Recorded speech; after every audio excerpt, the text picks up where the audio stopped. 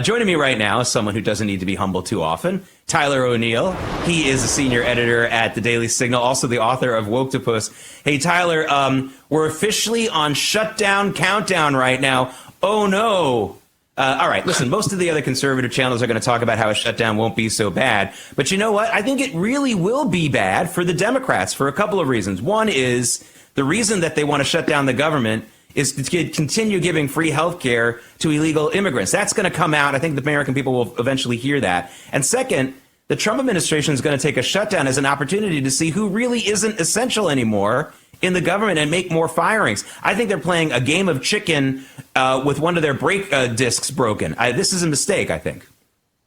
Yeah, I think it is a mistake. And if you look at the way shutdowns have worked in the past, President Obama, I remember in 2013 when you had the government shutdown, and this was like, it was treated like an entirely new thing, like Republicans were entirely to blame.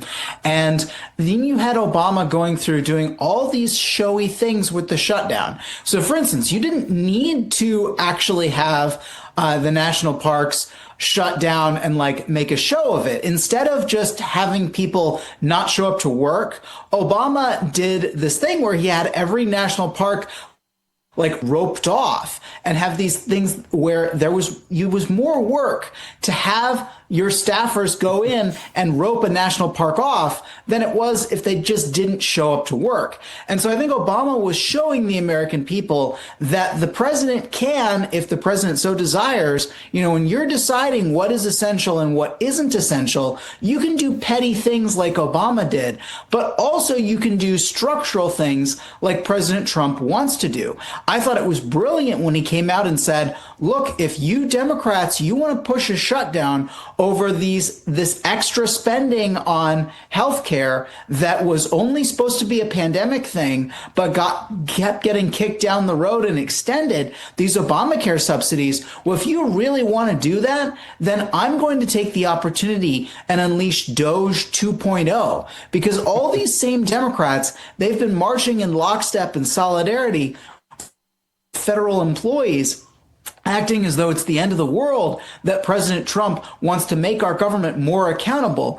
All right, well, if they're going to shut down the government over these Obamacare subsidies, what Trump is going to do is come in and say, all right, we have this opportunity to say who is and isn't essential in the federal government. And rather than just having people furloughed for a time, we're going to actually fire people, because this is an opportunity to slim down the size and scope of the federal government.